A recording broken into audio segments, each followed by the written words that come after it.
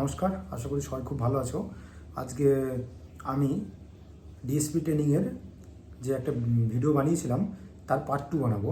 এর আগের ভিডিওতে আমি বলেছি যে ডিএসপি ট্রেনিংয়ের সিলেবাস ইনডোর আউটডোর এবং 6 মাসের ডিস্ট্রিক্ট প্র্যাকটিক্যালে কী কী সিলেবাস থাকে এবং কী কী পড়ানো হয়।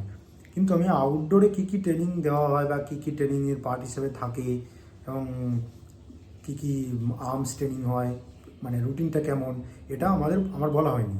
তো সেইটা আমি এই ভিডিওর সেগুলো প্রত্যেকটা জিনিস আমি এই ভিডিওতে কভার করব। এবার প্রথমে আসি আউটডোর ট্রেনিংয়ে কী কী আছে। আউটডোর ট্রেনিং আছে, পিটি আছে, স্ট্রেংথেনিং আছে, স্ট্রেচিং এক্সারসাইজ আছে, অবস্টেকেল আছে, যোগা আছে, ড্রিল আছে, উইপেন ট্রেনিং বা আর্মস ট্রেনিং আছে, ফায়ারিং আছে, সুইমিং আছে, মোটর মেকানিজম, ড্রাইভিং আছে, মোটরসাইকেল রাইডিং আছে, এক্সপ্লোসিভ এবং বোম ডিটেকশন আছে, ডিসপোজাল আছে, ইকুয়েস্টার্ন বা হর্স রাইডিং আছে, তারপরে ইউএসি আর্মড কমব্যাট যেগুলো মার্শাল আর্ট এগুলো আছে, field crafts and practice, map reading, navigation. তারপরে 1 মিনিট ড্রিল আছে। 1 মিনিট ড্রিল বলতে 1 মিনিট টাইম দেওয়া হয়, এই টাইমের মধ্যে তোমাকে ইউনিফর্ম পরতে হতে পারে। এই 1 মিনিটের মধ্যে তোমাকে একটা চেয়ার টেবিল অ্যারেঞ্জ করতে হতে পারে, মানে ভেরিয়াস টাইপের অ্যাক্টিভিটি তোমাকে করতে হতে পারে। সেটা হচ্ছে 1 minute drill. Modular training on right control management with less lethal weapons. Less lethal weapon বলতে হ্যান্ড গ্রেনেড আছে যেগুলো লেস লিথাল, সেই টাইপের ট্রেনিং। বা রায়ট কীভাবে বা মব কীভাবে আটকাতে হবে সেগুলো, ঢাল তরোয়াল মানে ঢাল যেগুলো আর কি পুলিশের থাকে, এবার প্লাস্টিকের, বেতের বা লোহার, প্লাস হেলমেট পরে ওগুলো এই ট্রেনিং দেওয়া হয়। নেক্সট হচ্ছে মেডিকেল ফার্স্ট এইড। ফার্স্ট এইডের মধ্যে আমাদের শেখানো হয় যদি একটা আর্জেন্ট সিচুয়েশানে কারো কিছু হয়ে যায়, একটা সাধারণ মানুষ বা একটা ভিকটিম বা যে কেউ পড়ে আছে, তাকে হার্টের সমস্যা হতে পারে, ব্লিডিং হতে পারে, মানে জলে ডুবে যেতে পারে, আগুনে পুড়ে যেতে পারে, স্নেক বাইট হতে পারে। তো সেই ক্ষেত্রে ফার্স্ট এড হিসাবে আমাদের কি করা উচিত এটার উপর একটা বেসিক ট্রেনিং হয় 1 সপ্তাহে। নেক্সট হচ্ছে ডিজাস্টার ম্যানেজমেন্ট। তারপরে হচ্ছে গেমস থাকে, জিম থাকে, গেমসের মধ্যে ভলিবল, ক্রিকেট, ফুটবল এগুলো সবই থাকে মোটামুটি। তারপরে হচ্ছে জিম থাকে। তারপরে রিভিশন বা ইন্ডিভিজুয়াল প্র্যাকটিস। ইন্ডিভিজুয়াল প্র্যাকটিস বলতে যে কোনো ব্যক্তিকে বা যে কোনো ট্রেনারকে সামনে ডাকা হবে, ডেকে বলা হবে তুমি কমান্ড দাও এবং পুরো প্ল্যাটনটাকে চালাও। এটা ইন্ডিভিজুয়াল প্র্যাকটিস। তো ট্রেকিং আছে, রক ক্লাইম্বিং আছে, রিভার র্যাফটিং আছে। মোটামুটি মানে একটা ওভারঅল একটা থ্রিলিং এক্সপিরিয়েন্স আছে। মানে যোগা, ড্রিল, মোটর ড্রাইভিং, ঘোড়ায় চাপা, 2 চাকা চালানো, 4 চাকা চালানো, প্লাস হচ্ছে তোমার ট্রেকিং, রিভার র্যাফটিং, তারপরে সব মোটামুটি সব কিছুই আছে একটা ওভারঅল এক্সপিরিয়েন্স এবং খুবই এক্সাইটিং। কিন্তু এটাও সত্যি যে যখন এগুলো একের পর এক চলতে থাকে উইদাউট এনি ব্রেক, খুবই কষ্ট হয় এবং মনে হয় কবে ট্রেনিং শেষ হবে। কিন্তু ট্রেনিংয়ে আসার আগে এবং পরে মনে হয় খুব ভালো লাইফ ওটা, কিন্তু যখন ট্রেনিংয়ে থাকা হয় তখন ওই দিনগুলো মনে হয় প্রতিটা দিন মনে হচ্ছে কবে কাটবে, এত কষ্ট লাগে। যাই হোক, দিনের শেষে যখন একটু ছুটি পাই তখন মনে হয় না অনেক ফিট ফিল করছি, এগুলো একটা পাওনা। তো যাই হোক, এবার আসি পরের টপিকে। এবার আমাদের একটা স্ট্যামিনা বিল্ডিংয়ের জন্য একটা ওয়াকিং এবং একটা রানিং আছে। সেটা কি, হাইয়েস্ট রান করতে হয় 12 কিলোমিটার 48 মিনিটসে, আর ওয়াকিং আছে 21 কিলোমিটার্স। ওয়াকিং 21 কিলোমিটার আর রানিং হচ্ছে 12 কিলোমিটার। এই রানিংটা হাইয়েস্ট রান করতে হয় আমাদের 18th উইকে গিয়ে 12 কিলোমিটার রান করতে হয় ফর মেল 48 মিনিটসে, মানে পার কিলোমিটার 4 মিনিট। যেটা মানে সম্ভব কতটা সেটা বলা মুশকিল। এটা কি করে কি করা হয়েছে সেটা আমার তো যাচাই করার মানে সে অথরিটি নেই। তবে 4 মিনিটে 4 মিনিটে পার কিলোমিটার, এটা যথেষ্ট কষ্টসাধ্য। এবং মেয়েদের ক্ষেত্রে টাইমটা দেওয়া হয়েছে 5 মিনিট করে পার কিলোমিটার। মানে মেয়েদের ক্ষেত্রে 18th উইকে 12 কিলোমিটার কভার করতে হবে 60 মিনিটে, আর ছেলেদের 12 কিলোমিটার 48 মিনিটে। মানে দূর থেকে আমরা ট্রেনিংটাকে খুব আনন্দময় মনে করি, কাছে গেলে বোঝা যায় এটা কতটা কষ্টকর। এবং ওয়াকিংয়ের ক্ষেত্রে ছেলেদের জন্য বা মেল ক্যান্ডিডেটদের জন্য আছে উইথ রাইফেল এবং পিঠে থাকবে পিট্টু থাকে। তো এটা নিয়ে 21st উইকে 21 সপ্তাহের মাথায় গিয়ে 21 কিলোমিটার হাঁটা আছে। তার জন্য টাইম আছে 210 মিনিট। মানে ওয়াকিংয়ের ক্ষেত্রে পার কিলোমিটার 10 মিনিট অ্যালোটেড ছেলেদের জন্য, আর মেয়েদের জন্য পার কিলোমিটার 12 মিনিট করে অ্যালোটেড আছে। না, 11 মিনিট, সরি।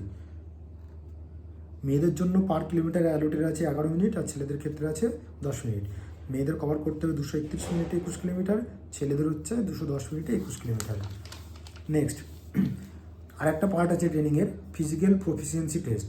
ফিজিক্যাল প্রফিসিয়েন্সি টেস্টে কী থাকে, 2.4 কিলোমিটার রান করতে হয়, এটা হচ্ছে 10 মিনিটের মধ্যে।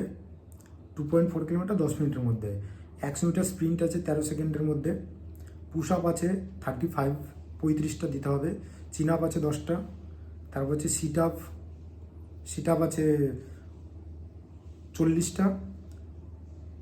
5 মিটার শাটেল, মানে 5 মিটার শাটেল বলতে দুদিকে দুটো কোন টাইপের কিছু রাখা হবে, বা স্যারেরা দাঁড়িয়ে থাকবেন, একবার ওই ওই যে দাগ, দুদিকে দুটো দাগ কাটা থাকবে বা কোন রাখা থাকবে, সে টাচ করতে হবে, এবার এদিকে একবার ওদিকে। টোটাল এটা 5 মিটার শাটেল 1 মিনিটে করতে হবে 17টা, যথেষ্ট কষ্টসাধ্য সবগুলোই। এবার আছে বিপ টেস্ট। বিপ টেস্ট বলতে মিউজিকের সাথে সাথে একটা 15 মিটার বা 20 মিটার ডিস্টেন্স থাকে, সে ডিস্টেন্সটা কভার করতে হয়। মানে বিপ পড়ার সাথে সাথে একটা কর্নার থেকে একটা কর্নারে যেতে হবে, আবার বিপ পড়ার সাথে সাথে অন্য কর্নার থেকে অন্য কর্নারে আসতে হবে, এবং ওই বিপের মধ্যে কমপ্লিট করতে হয়, সেটা হচ্ছে বিপ টেস্ট। এটা 10টা লেভেল দিতে হয়, 5টা 6টা লেভেল যাওয়ার পরেই বোঝা যায় কষ্ট কাকে বলে। তারপর হচ্ছে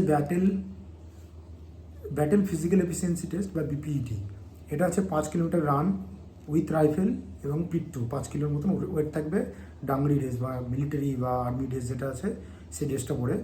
60 মিটার স্প্রিন্ট, ওতেও ডাংরি থাকবে, ডাংরি ড্রেস পরে, রাইফেল এবং পিট্টু পিছনে ব্যাগ নিয়ে 5 কিলো ওয়েট নিয়ে। তারপর হচ্ছে 9 ফিট ডিচ, 9 ফুট একটা খাল থাকবে, সেটাকে পার করতে হবে। হরাইজন্টাল রোপ, এটা প্রায় 15-20 ফুট থাকে, 20 ফুট মতো থাকে, লম্বা দড়ি ঝোলানো থাকে, সেটা দড়ি ঝুলে ঝুলে উঠতে হয় এবং হাতে যথেষ্ট স্টেমিনার দরকার হয়। আর এছাড়া আছে ভার্টিক্যাল রোপ বলতে ভার্টিক্যাল রোপ বললাম, এটা যেটা লম্বালম্বি থাকে, এবং হরাইজন্টাল রোপ সেটা হচ্ছে দুদিকে দুটো, যেমন আমাদের ফুটবল খেলার বারপোস্ট থাকে, বারপোস্টে দু মাথা থেকে দড়ি ঝোলানো থাকবে, বাঁধা থাকবে, এক মাথা থেকে আরেক মাথায় গিয়ে ঝুলে ঝুলে যেতে হবে ওটা আর কি, হাত এবং পা সব উপরের দিকে থাকবে। আরেকটা আছে ফিজিক্যাল প্রফিসিয়েন্সি টেস্ট। এটা হচ্ছে 2.4 কিলোমিটার এটা হচ্ছে প্রথমে বললাম ফিজিক্যাল প্রফিসিয়েন্সি টেস্ট, আর নেক্সটটা বললাম ব্যাটেল ফিজিক্যাল এফিসিয়েন্সি টেস্ট। এটা হচ্ছে টোটাল। এবার নেক্সট আসি উইপেন ট্রেনিং। উইপেন ট্রেনিংয়ে কী কী আছে? উইপেন ট্রেনিংয়ের মধ্যে আছে 303 রাইফেল, যেটা আমরা মোস্ট কমন একটা রাইফেল, যেটা আমাদের কনস্টেবলদের কাছে দেখতে পাই, ওটা সবার আগে, এবং ওই রাইফেলটা নিয়ে দৌড়াতে হয়। ওটা 4 কিলো 996 গ্রাম ওজন, অলমোস্ট 5 কিলোগ্রাম, মানে 4 গ্রাম কম 5 কিলোগ্রাম। ওটা মোটামুটি যেদিন আমাদের ট্রেনিংয়ে দেওয়া হয় সেদিন থেকে পিওপির আগের দিন পর্যন্ত ওই আর্মস আমাদের হাত থেকে আর নামে না। এটা 303.38 রাইফেল, রিভলভার, 9 পিস্তল, এর সাথে আছে 7.62 এসএলআর বা self loading rifle. AK-47 most sophisticated rifle, দেখলেই প্রেমে পড়ে যেতে হয়। তারপর আছে 5.56 ইনসাস মানে Indian small arm system, INSAS rifle. তারপর হচ্ছে 9 কার্বাইন, যেগুলো মেশিন গান বলি আমরা অ্যাকচুয়ালি, যে ভোটের সময় মিলিটারিরা নিয়ে ঘোরে, ওটাকে আমরা ছোটোবেলায় যেটা মেশিন গান বলতাম, 9 কার্বাইন। তারপর হচ্ছে 9 গ্লক, পিস্তলের মধ্যে সব থেকে দেখতে সুন্দর পিস্তল বা রাইফেল বলতে পারো, সেটা হচ্ছে ছোটো মানে স্মল আর্মের মধ্যে, সেটা হচ্ছে 9 এবং বড়ো রাইফেলের বড় বন্দুকের মধ্যে সেটা হচ্ছে অবভিয়াসলি AK-47। আর একটা আছে MP5 গানটাও দেখতে খুবই সফিস্টিকেটেড। তো এগুলো হলো আর্মস ট্রেনিংয়ের মধ্যে। এরপরে আছে এছাড়াও আছে আরও কিছু, যেমন চিন আপ আছে, স্কিপিং রোপ আছে, হরাইজন্টাল রোপ আছে, হাফ ক্রাঞ্চ আছে, প্যারালাল বার আছে, স্ট্যান্ডিং ব্রড জাম্প আছে, এগুলো অনেক কিছু এই টাইপের জিনিসগুলো আছে। আর একটা টপিক আছে, সেটা হচ্ছে অবস্ট্যাকেলের মধ্যে যেটা আছে জিগজ্যাগ ব্যালেন্স বলতে কাঠের উপর জিগজ্যাগ লাগানো থাকে, ওটা দিয়ে হেঁটে যেতে হয়। তারপর স্টেপিং স্টোন আছে, স্টেপ আপ আছে, ক্রলিং নেট, মানে ওটা স্পাইডার নেট, ওটা অনেক মানে কী বলবো, ওটা টায়ার বেয়ে বা দড়ি বেয়ে উঠতে হয়, উঠে স্পাইডার নেটে ডিগবাজি খেতে খেতে নামতে হয় ওটা। তারপর আছে র্যাম্প আছে, ডাবল ডিচ আছে, ডাবল ডিচের পর মানে পরপর দুটো পুকুর থাকবে, সেটাকে মানে লাফিয়ে পার হতে হবে। মাঝখানে একটা সরু একটা কী বলবো দেয়ালের মতো থাকবে, সেখানে এক জাম্পে ওখানে যেতে হবে, ওখান থেকে আবার ভর করে পরের মানে ডিচটা কমপ্লিট করতে হবে। নেক্সট হচ্ছে 8 ফিট ওয়াল, 8 ফিট ওয়াল, খুবই ডেঞ্জারাস, যার তার হাতে পায়ে মাথায় মুখে যেখানে সেখানে লেগে যেতে পারে। তো তবে হাতের জোর যদি কারো থাকে কোনো অসুবিধা হয় না। আর মেয়েদের ক্ষেত্রে হচ্ছে 6 ফিট ওয়াল।